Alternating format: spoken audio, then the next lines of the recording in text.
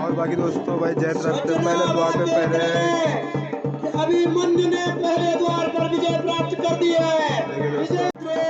और बाकी दोस्तों भाई अभी अभिमन्यु अंदर घुस चुका है।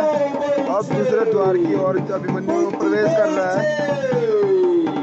अपने शस्त्रों से अब कुछ देर भाई भीम और जयद्रथ की युद्ध होगा बाहर पे और अभिमन्यु अंदर दूसरे गेट की ओर प्रस्थान कर चुका है। और बाकी दोस्तों भाई अभी तो प्रथम द्वार ही वो भेद हुआ है, वो भी अभिमन्यु के द्वारा। भीम तो अंदर जा नहीं पाते हैं और आप देख सकते हैं सूर्य भी अस्त होने वाला है। और अभी तक भाई अभी प्रथम ही द्वार मल्लयुद्ध करेंगे। भीम मल्लयुद्ध में प्रथम था। भीम गदा जयद्रथ और भीम में जयद्रथ कम बड़ा योद्धा नहीं था। जयद्रथ भी कौरव सेना में बहुत मजबूत वीर था जिस तरीके से यहाँ से भीम था।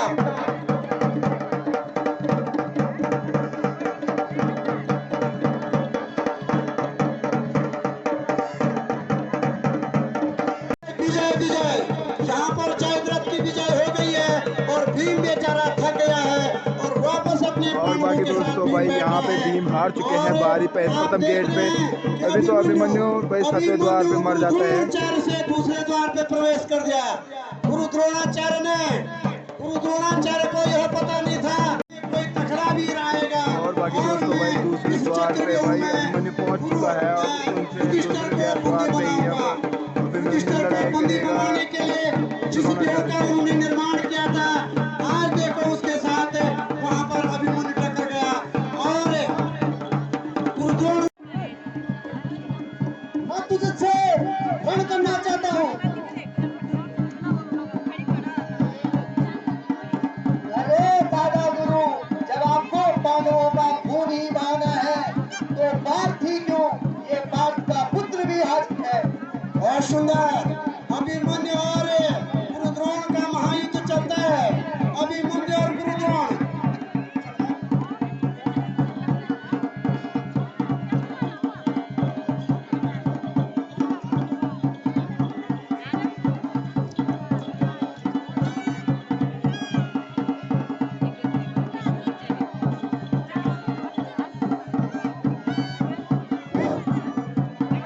चुनाव देख रहे हैं कि गुरु द्रोण और अभिमन्यु का महायुद्ध चल रहा है।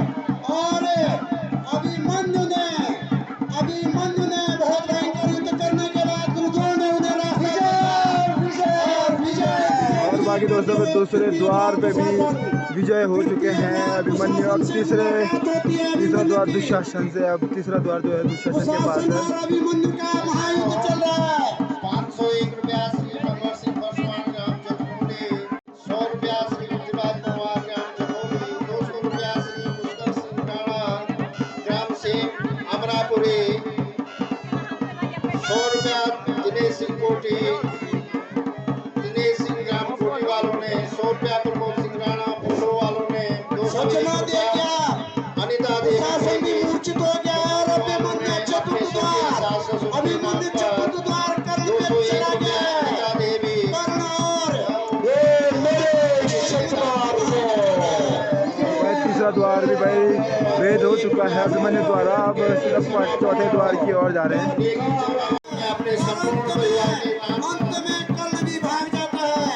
अभिमन्यु इतना तेजस्वी था, 101 रुपया श्री था, दर्शनी देवी ग्राम गोचर वालों ने अपने स्वर्गीय पिता के नाम पर 51 रुपया श्री दर्शनी देवी गोचर वालों ने पंचम द्वार लक्ष्मण स्वर्गीय माता के लक्ष्मण माता के नाम की मुलाकात होती है। दुर्योधन के पुत्र और लक्ष्मण। बाकी दोस्तों भाई चौथा द्वार भी भेद हो चुका। पांचवें द्वार पे भाई समस्त दानी दाताओं का अपनी पांडव लीला कमेटी की ओर से, ग्राम सभा जखोली की ओर से तथा पांडव लीला कमेटी की ओर से हार्दिक धन्यवाद करता हूँ। धन्यवाद। सज्जनों, आप देख रहे हैं कि लक्ष्मण जो है वो शेर दुर्योधन का पुत्र है और अभिमन्यु जो है अभिमन्यु अर्जुन का पुत्र है, दोनों एक ही उम्र के हैं।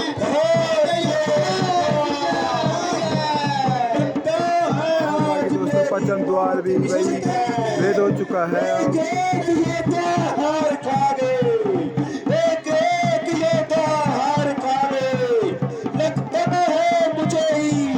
कुछ रणनीति अपनानी होगी। बाबा शकरी बखूबी करे और लक्ष्मण जो है अभिमन्यु के बाणों से गिर चुका है और उसकी मृत्यु हो जाती है। अब विजय विजय विजय कहके अभिमन्यु सष्टम द्वार शकुनी के सेतु आजाद करता है। छठवें द्वार पे भाई शकुनी मामा से युद्ध करता है। कर्ण कुशासन गुरु द्रोणाचार्य शकुनी सारे लोग जो इकट्ठा हो जाते हैं और कहते हैं हे दुर्योधन, ये वीर बालक से हमें विजय पाना संभव नहीं है, कोई रणनीति तय करो। तो उनकी आपस में रणनीति तय होती है और दुर्योधन उनको पटा देते हैं। दुर्योधन अभिमन्यु के लिए कहते हैं कि अभिमन्यु मेरी गोद में आ जा। वो बच्चा था उस टाइम और बाकी दोस्तों अभी यहाँ पे अभिमन्यु को फंसाने की कोशिश की जा रही है, रणनीति निपटाई जा रही है और सारे इकट्ठे हो रहे हैं वहाँ पे सप्तम द्वार के लिए। जैसे ही अभिमन्यु अस्त्र छोड़ करके दुर्योधन की गोद में जाता है, तब वो सभी योद्धाओं को बुलाता है और सातों योद्धा भयंकर ढंग से उसको घेरते हैं और उसे युद्ध करते हैं। आखिर बालक है, एक योद्धा निशस्त्र जिसके पास कोई हथियार नहीं है और सात योद्धाओं के पास सारे कौरव घेर लिए अब अभिमन्यु को। टक्कर रहा है, फिर भी अभिमन्यु ने जी जान से कौरव उनसे लड़ाई कर युद्ध कर रहा है। लड़ते लड़ते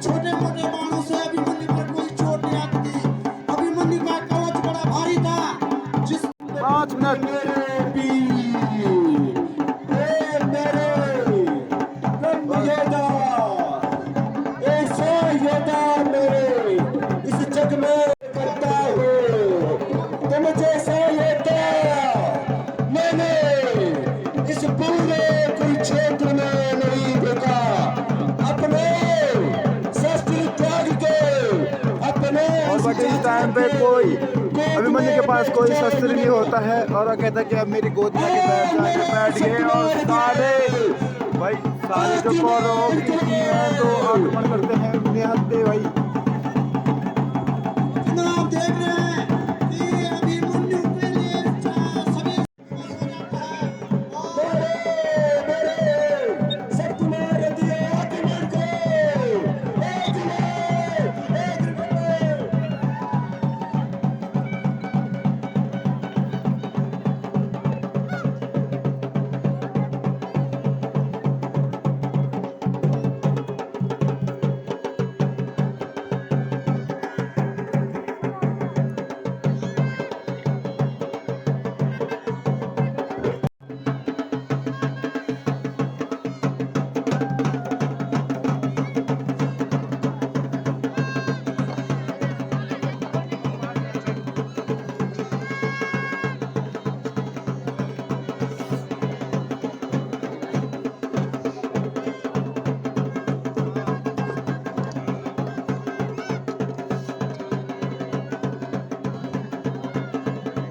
और बाकी दोस्तों भाई अभिमन्यु का वध हो चुका है और पांडव वापस जा रहे हैं। विजय हुए, धर्म की विजय हुए, अधर्म को नाश हुए।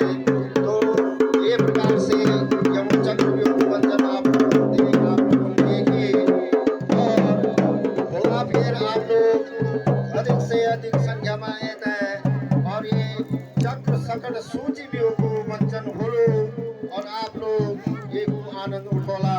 धन्यवाद।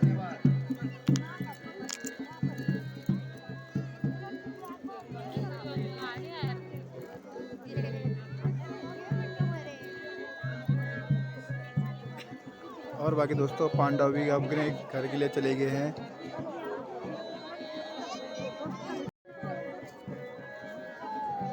और बाकी देखिए लास्ट में अब तो सारे लोग जो है वो घर जा रहे हैं गाइस। अभी हो चुका है चक्रव्यूह ख़त्म, अब सब घर जा रहे हैं। अभी भीड़ देख सकते हैं आप गाइस, ऊपर तक भीड़ है गाइस, ऊपर तक पूरे यहाँ पे। अभी यहाँ पे पूरा खाली हो चुका है मंच। अब सारे भाई जलेबी वगैरह पकड़ रहे हैं घर के लिए। हवा नहीं गुस्ती वाला है। और भाई आपकी पहनो चुस्ती हवा नहीं गुस्ती बिक गई है क्या? इसके नाम की चुस्ती मिलेगी क्या आपके पास? और ये भाई के पास टोपी भी अच्छी अच्छी हैं, पहने चुस्ती भी हैं, हवा नहीं गुस्ती और जुराब्स भी हैं यहाँ पर।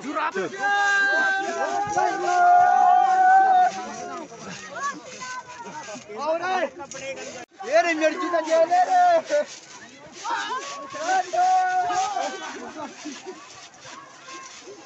चलो बेटा अब तो आ जाओ, 2 पैसे मेरे को उठा लेने दो।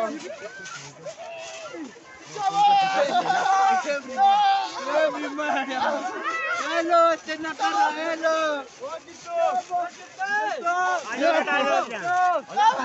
और बाकी दोस्तों यहाँ पे भाई पांडव नृत्य समाप्त हो चुका है आज के दिन का। अब सीधा कल होगा सकट सूची व्यू और सब लोग अपने घर चलने लग चुके हैं।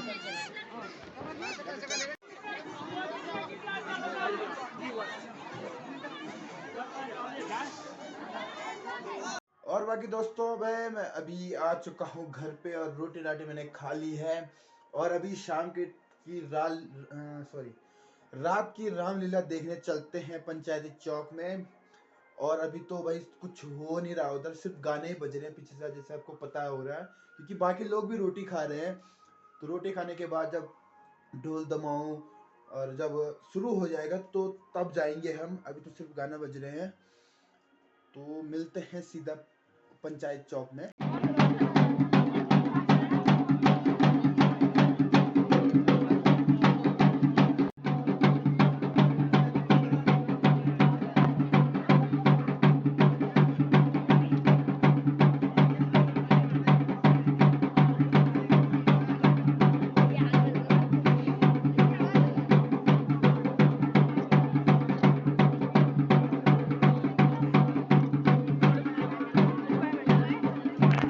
और बाकी दोस्तों भाई पहुंच चुके हैं पांडव चौक में। और अभी आपने देखा है भाई किस प्रकार से उन पर देवता प्रकट हुए हैं। और अब पांडवों की बारी है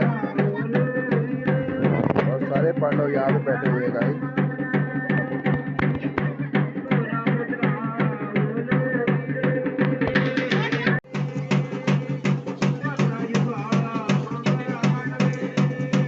और बाकी दोस्तों हनुमान जी प्रकट हो चुके हैं।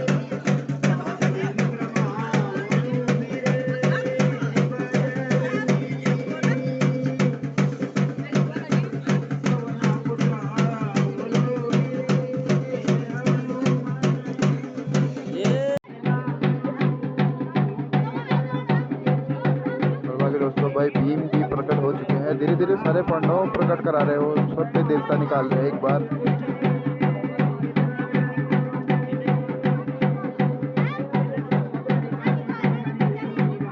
धीरे धीरे सब पे आ रहा है, एक एक करके सब पे निकाल रहे हैं।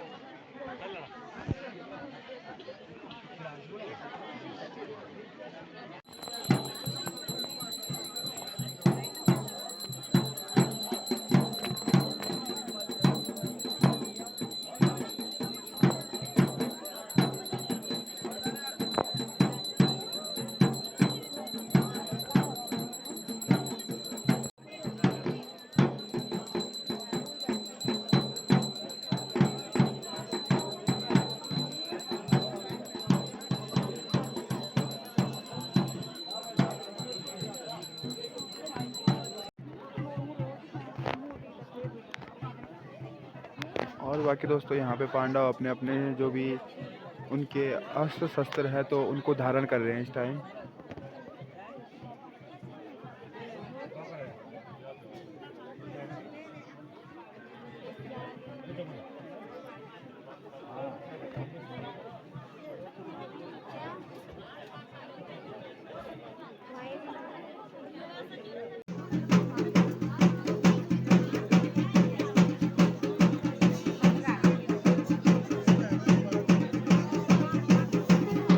बाकी दोस्तों आपने सबने यहाँ पे अपने अपने अस्त्र ले लिए हैं।